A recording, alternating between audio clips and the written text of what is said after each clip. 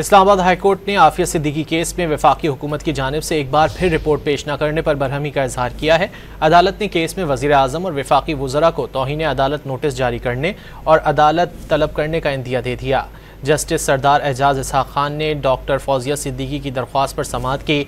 अदालत ने additional attorney general से मुकालमा करते हुए इस्तफसार किया कि डॉक्टर आफिया के मामले पर मावनत से इनकार की वजूहात से मुतालिक आपसे रिपोर्ट मांगी गई थी।